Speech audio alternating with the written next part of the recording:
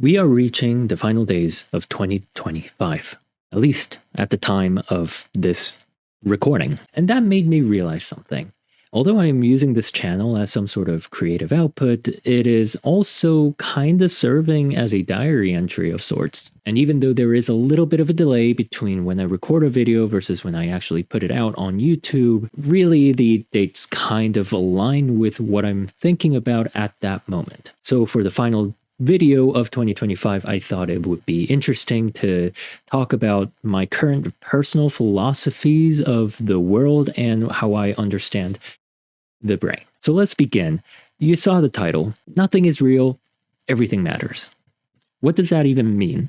Well, when we intake the world, when we look out into the world, we see things, we hear things, and we feel things. And all of that sensory input is processed and categorized and unified into some sort of cohesive experience that we can call episodic memories, or this kind of experience that we have. And in that unification comes a problem. All these sensory inputs are going to different parts of the brain. How is everything being put together as one? There is a theory called the hippocampal indexing theory, which asks, okay, we have all these sensory inputs. How are we actually categorizing all of these things? And the idea is the hippocampus serves as some sort of index and a map that says, okay, when we're trying to think of this kind of memory, we take some information from this region of the brain and take some information from this region of the brain and unify it into a cohesive thought. And though this might work, there are also other theories about, say, a sequence generator where the hippocampus serves as some sort of internal clock ticking forward in time. And each tick kind of takes in information from different parts of the brain and unifies it into one cohesive thing. We're getting into the weeds a little bit here, but I actually think there might be some kind of happy middle ground between the sequence theory and the index theory, because if you think about the sequence theory, there isn't really a way for the brain to measure differences in time. It's just a sequence of neurons firing one after another, and then you kind of have to back solve how much time has passed. But I'm not entirely sure that that is what the brain is doing. See, my theory is that what it does is it takes a specific cell or some unit or a population, and it decides that this is going to be the landmark, this is going to be the postmark, and we're going to unify everything towards it. And then the distances are how much something is related to that thing.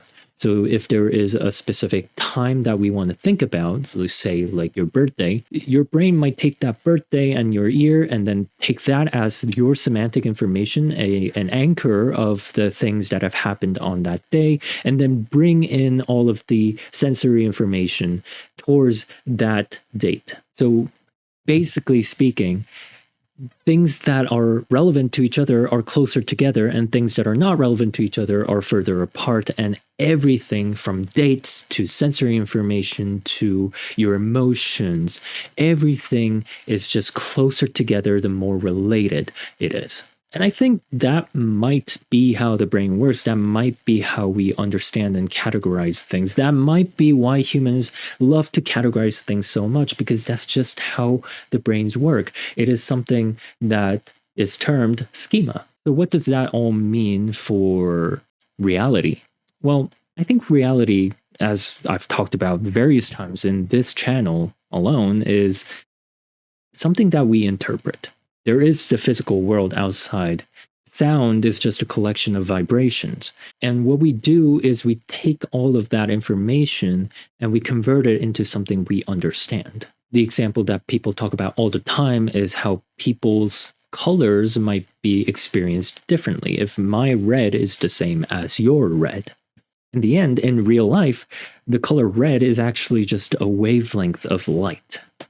or a spectrum of wavelengths of light. And we as human beings take in that wavelength and it fires certain cells in our eyes, and that sends information to our brains, and we interpret that as red. And all the things that are associated with red then is just, closer together in our representation of reality in our brains. So then reality, if not experienced, is still real, but it's not real. And the thing I want to get at is I always thought about ears as just kind of, why are we doing this? It's arbitrary. Why do we choose that moment the Earth is around the sun to be the beginning of the year? And calendars, if you know how dates and calendars have developed over the history of humankind, you will realize that a lot of things are just arbitrarily assigned. For example, why is the word September have sept, which means 7? Well, history. So the New Year's then is not really a new year per se, it's just how us humans decide to categorize this as a benchmark for a new revolution around the sun. So it's not real per se, right? I mean, you can count years, you can say how much we've progressed throughout a year, but that beginning point is really just imaginary. In real life, time just continues to tick by, and we are along for the ride. And yet, it still holds some kind of meaning, because it feels like a fresh start sometimes. To me, right now, it does feel like 2025 is ending and 2026 will begin. And that doesn't really, it's not real, but the experience is real. And that's what I think right now. I don't think there is something inherently correct about how we interpret the world. There is nothing inherently correct about how I interpret the world. But that doesn't mean it's valueless. It's not worthless to think of these things. It's just human. And these different personal interpretations and understanding of the world, how we categorize the world in our brains, is what makes us us. So I think that's what life is right now. There are different people with different perspectives, different realities that they are living in, different ways they're taking in sensory information and categorizing it in their brains. And not one of those is inherently wrong. It's just how people choose to see the world, I guess. I mean, I guess there are some things that are wrong. If people believe that 2 + 2 is 5 for significantly large values of 2, then I don't know what to tell you, but I think you are wrong. But maybe you're not. Maybe in some reality, 2 + 2 is equal to 5. Not sure.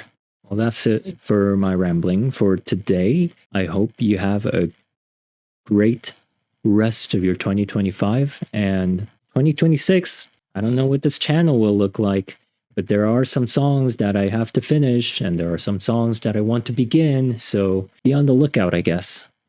Or not. I don't really care. This is my channel. It will forever be my channel. With that, bye.